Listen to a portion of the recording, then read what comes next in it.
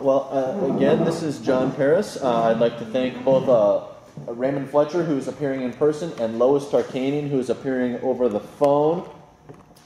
They are both candidates in the Ward 1 race for the Las Vegas City Council.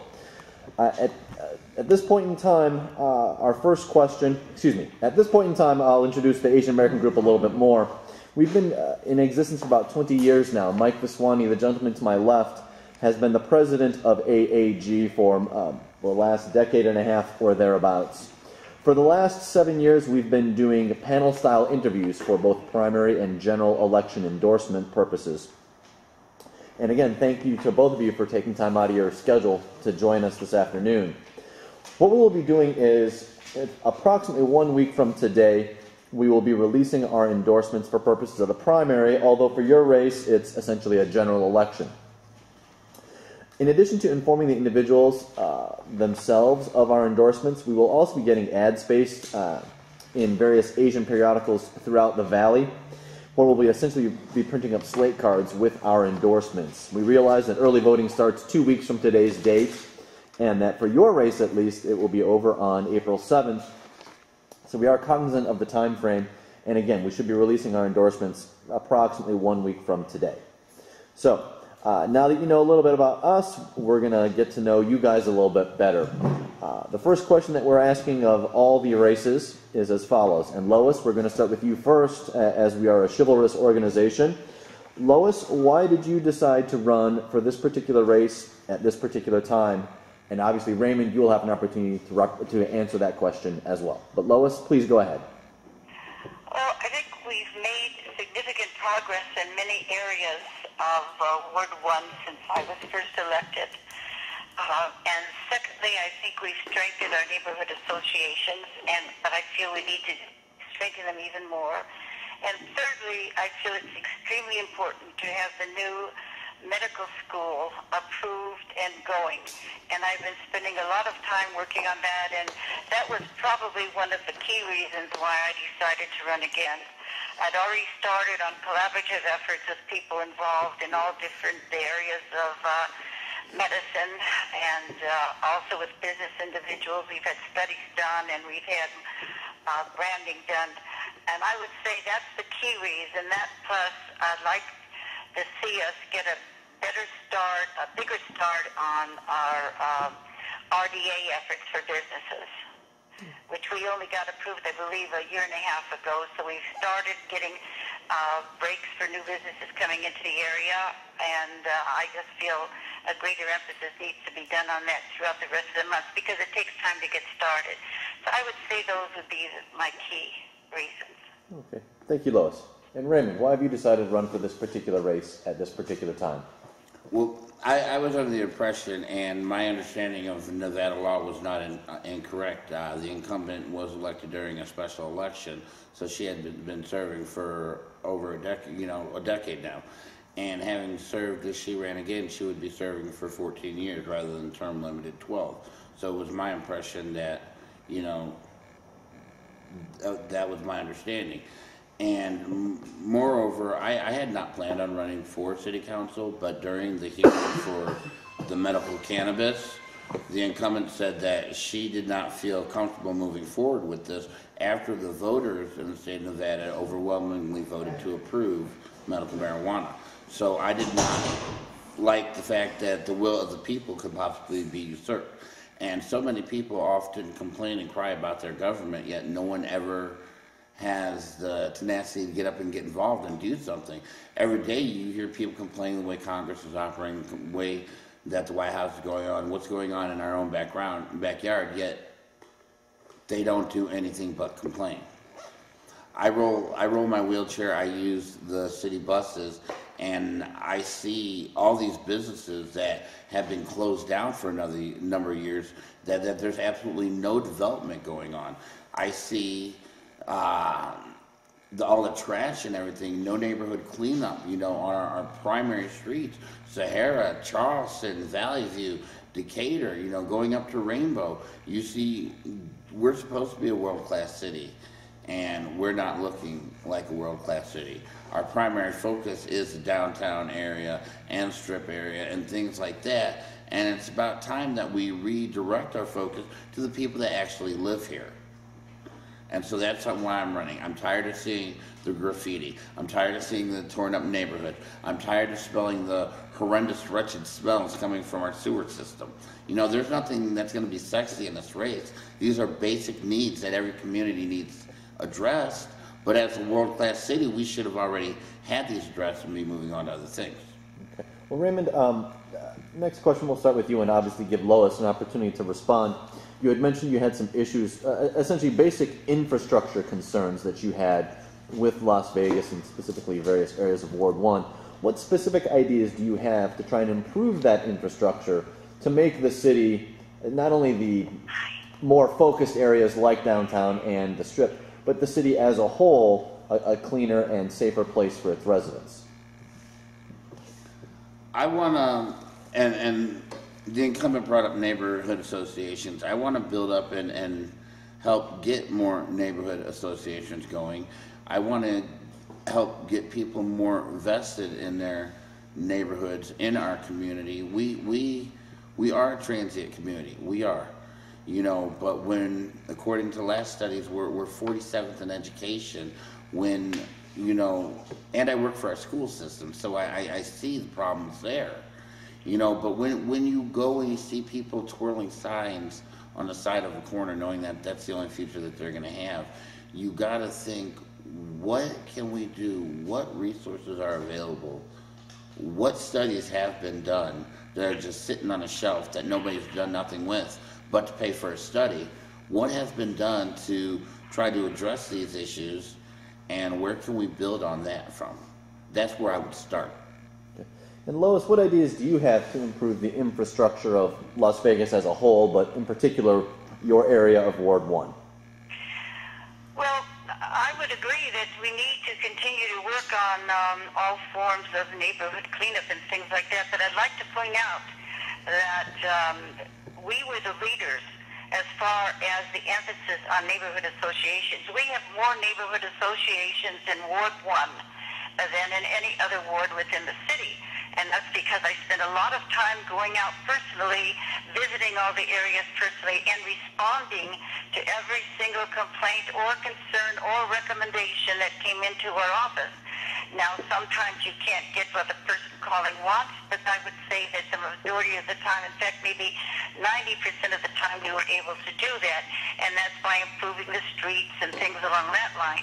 And as far as the major streets are concerned, I can tell you they're far cleaner now, and they look far better on Charleston and Valley View and Rainbow, and we were the leader again. If you notice the medians that go down those streets, now they're going down other streets in other wards, but that's because they utilize what we had already done.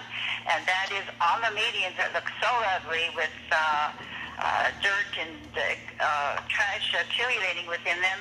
We had people within our city who have given up their time to develop the Audi types of, I don't know if you've seen them or not. I'm assuming you probably have, but you know, the cactus and the flowers and the trees and the riverbeds. We've done that in order to improve the location, improve the area, and I've had many people who have called and thanked us for that, because there's no reason why we can't try and do as well as they do in Summerlin. Now, I know Summerlin has a lot of private money, but we in the city have spent money and have done it in a regular rotation for cleanups in every neighborhood within the city and street cleaning within the city. And I think this neighborhood association thing, why I put so much time on it, was when people first came to me and talked with me, they would say, well, I don't get this or I don't get that. And what we've tried hard to do is help them in an organized fashion be able to utilize, to know where they are and how to utilize the resources the city has. And so we've increased that a lot through grants they've been able to get.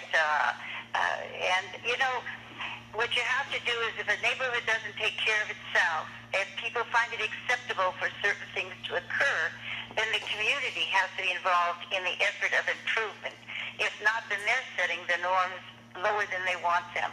And so that's one reason why I personally went out to these neighborhood meetings. This last year, I haven't been able to do that as much, but in previous years, I was out there all the time. And I think you have to know each neighborhood very well. They vary according to their needs. They vary according to their expectations, and help them to reach the resources they need to make improvements. Okay.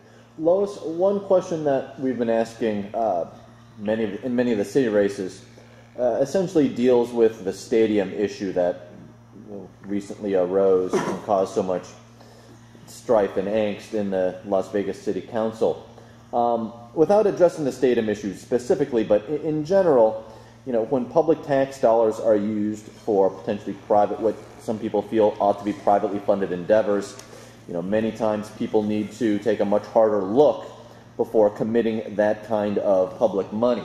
What metrics do you focus on when trying to make a determination as to whether public money should be used for these private endeavors? Primarily, I look at how much help is this going to give to the most individuals that live within the city. In other words, is this helping the private group more in earning more money and being able to have control over more? Or is this helping the citizen be able to get more help that's greatly needed? For example, one reason why I did not vote for the soccer stadium was because I felt that the monies there were far too much of public monies being used. Is that okay? Did someone say something? No, please continue. Oh, okay. And in addition to that, what was the result going to be as far as services, as far as help being given to the majority of the cities? Now, if you look at the hospital, the School of Medicine that I'm talking about, the School of Medicine, which I think is critical, we need that for not only Ward 1, where it would bring many new jobs, but we're missing out $1.1 billion a year in economic impact that a School of Medicine would give us. And the School of Medicine would provide jobs for all levels of earning. It wouldn't just be for the level of an usher or the level of somebody connected with a little bit of communication at a stadium. It would be going all the way up in the different types of nursing and custodians and things like that line, all the way up to the top paid doctors. And it would give great help to the university as far as it's concerned and its reputation, and help it reach a tier 1 where it would get more help from the federal government for research. And thirdly, because I found recently, and I found out before in other personal situations, we don't have the number of top quality specialists that we need. We're 50th in the number of psychiatrists, for example, in the United States. And here we have so much need with the homeless. Such a large percentage of the homeless are in need of that type of care. So there's long waiting times for some specialties.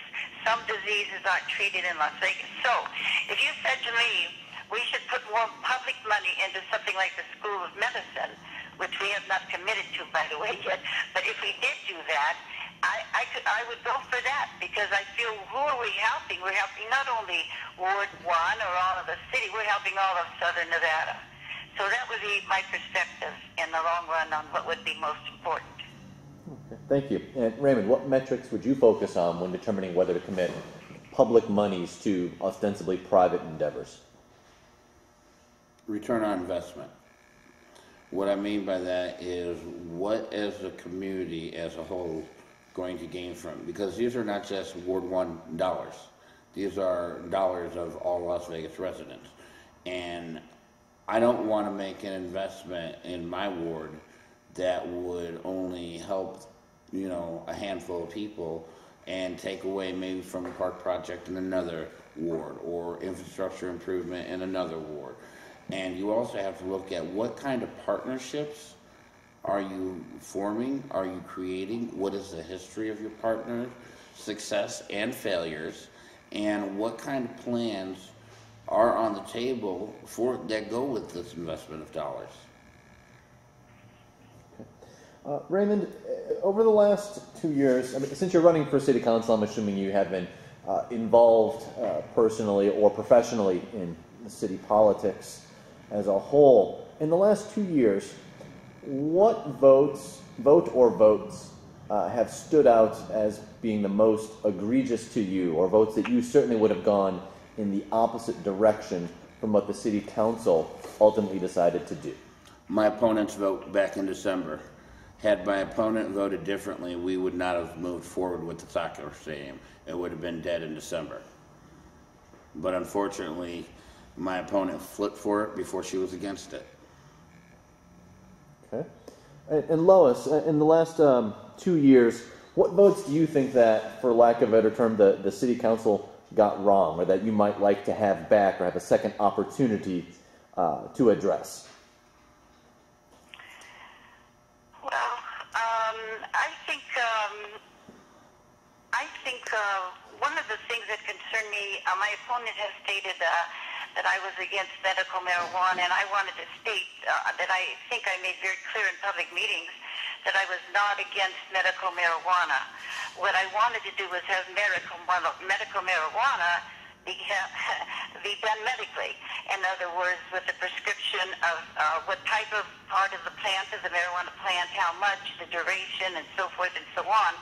And this did not come through. This is not the way it is, and so we've had to try and make other means of security as far as the medical marijuana is concerned.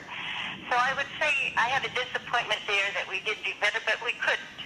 We couldn't because the state controlled all that, and we found that the state didn't even know the names of some of the people who were involved in selling.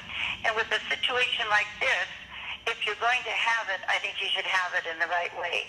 So that was a big concern of mine, and of course the soccer vote. If we were going to give money, I would have said, look at the difference in what you're going to give to the public if you use that money to work with the county. In fact, we're working with the county now. They're giving the land. We're developing the infrastructure, widening lanes where needed, putting new streets where needed. We'll be doing that. But working together in a collaborative way on this hospital, which would be more health-wise for everybody, number one. We'd cut across a swath of the public that is much larger than a soccer stadium, and also would help so much as far as economics is concerned. As I said, Aguero did a study that showed that $1.1 billion a year could, once this is started and gets going, would help all of us here in Southern Nevada. Okay. Now, we've learned already, I've learned already this morning that sometimes the panel does have some questions, and I tend to be a little bit heavy-handed in asking them. Is there anyone on the panel that wants to jump in and ask any questions, either of Lois or of Raymond, before I... Anyone? Before I keep going. Kevin? You good? Oh, okay. Well, good, because I love the sound of my own voice, Lois. Okay. Well, our last question in that case is going to be this, and I'll ask both Lois and Raymond and give you a chance to kind of tie everything up. Lois, obviously this is, quote-unquote, a primary election, but this is effectively your general election, or the general election for Ward 1, coming up on April 7th. However, there will, in all probability, be a rather low voter turnout, just due to the nature of the process. What do you plan on doing, Lois, and Raymond, you'll have the same opportunity to answer. What do you plan on doing, Lois, to try and mobilize your army to make sure that your supporters do get to the polls come April 7th? To be very honest with you, with the situation I've been in the past few weeks, I don't know if I've organized much. I'm depending myself. I'll be certainly urging everyone to get out to vote, no matter whom they're voting for, but I'm depending upon the people in my ward who know what I've done, where we started, where we are now, to vote for me and get out there and make sure that vote gets done. How will I do that? Well, I'll send probably 2 mailings, and I'll work with people that are just getting out the vote. Not saying you have to vote for Lois or you have to vote for somebody else, but just getting out the vote. I think it's critical that we get at each election as many people out to vote as possible. And whenever I speak to two groups about that type of situation, I tell them this is the control they have. City government is the closest to individuals than any other form of government that we have. And this is their chance to make some effect upon things that affect them daily, the cleaning of streets, the light poles, the things that can bother people a lot. It doesn't have to be about a big business, although we are working hard on businesses, and I think they're aware of that now, and we're getting new ones into Ward 1. But that just working really hard to get that vote out there so that they get their chance to show what they believe in. Thank you, Lois. Raymond, how are you going to get your army to the polls? I'm just going to ask them a simple question and remind them of the way our ward is. Are you happy with the leadership that you have had over the last decade?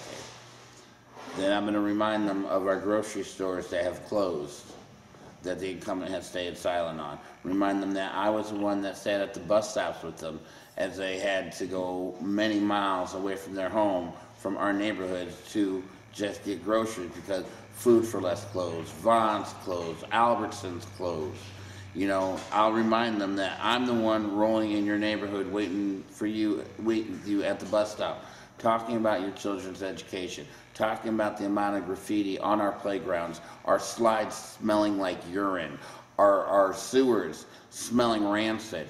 I'll remind them that this is what has gone on for a decade. Are you happy with this? If they're happy with this, sir, then I will just shut up, sit down, and step back. But if they are not happy with the way things are, much like I'm not happy with the way things are, then I will encourage them to bring a friend. Bring a friend, tell your mom, tell your dad, tell your neighbor, come out and vote, because it's time for a change. I've been active in the Democratic Party, and I've been a precinct representative, I've been a state delegate, I've been a member of the State Central Committee, I've been to state conventions. I'm active. People can see I'm active in the community, and that's what you're going to get from me, a 24/7 councilman. You want somebody there to help you, you want somebody there just to yell at, and then say, okay, here's where you can go, where you can get your help, or this is not the city, what the city does. I'm going to lay that all out for them and say, if that's the kind of representative you want, then I'm going to ask for your support on April 7th, or if you go vote in early voting. If you are happy with the way that our ward is going, with our world-class city, then I'll be quiet and I'll wish you well on your endeavors. Well, both Raymond and Lois, thank you very much for taking time out of your day. Could I just say one thing? Certainly. And that is, I agree with saying that those are things that should be handled, but we have a very fine record of addressing calls that are made to us as far as needs. And I haven't had one single, well, I had one which we corrected immediately. We had corrected immediately. I haven't had complaints about sewer problems not being corrected. So I know he keeps mentioning that, but maybe sometime later he might want to make a complaint about whatever area he's smelling the sewer in, because we have not had a single one. Anyway, I just wanted to point that out. And also, Raymond, I think that when you're talking about Central Committee and other things, that was in another state, right? Because I was on the Central Committee here for a long time. I'm a member of the Nevada State Democratic Central Committee and the Clark County. Now you are, yes, because you've lived in Nevada a couple of years, I guess, so since maybe the time you've come. I just wanted to point that out. I believe you told me at one time the majority of your experience was out of state, and that's not bad. I mean, that's good that you have that kind of experience too, but I'm just pointing that out to perhaps maybe some of the problems we have here weren't the same as there, that's all. Anyway, again, I thank you very much for your calling me, and Raymond's a good person. I like him very much, and I really respect the fact that he's out there trying hard, and he's come to me for a couple of things, and I've tried hard to meet the needs that he's requested also. And now I'm finished. I'm sorry it took that extra time. Well, and on behalf of the whole Asian American group, specifically our endorsement committee, I appreciate the patience both you, Lois, and you, Raymond, exhibited today. I know it's a busy campaign season, We all know that you have many disparate needs pulling you in multiple directions, but you did take time out of your afternoon to be with us today. So, can I get a quick second, please? Yes, Raymond. Okay, and this will be my last word. Mr. Dr. Tarkanian is absolutely correct. I lived in Indiana for 36 years, and the weather out there, the loss of our transportation, I relocated out here. I made an investment in Las Vegas, Nevada, and this is where I choose to live the remainder of my life. You know, being involved in teaching in our school system, you know, active in our community. I'm trying to make an investment, and I don't think it should matter if you've been here 2 years or 20 years. Every individual has a right to be involved in their community and in their government. And as I said from the onset, far too often, too many people sit and complain about our government's this, our elected officials are that, and that's not what I'm saying. What I'm saying is that this is the status of our ward. This is the status of our community. And I got my education, my skills, my abilities for 36 years in Indiana. Absolutely right. I have my degree in political science. You know, now I've moved to try a new opportunity, to try new things. And I'm not trying to be somebody that moves in the neighborhood and I'm here for 5 seconds and then moves on somewhere else. I stayed somewhere for 36 years.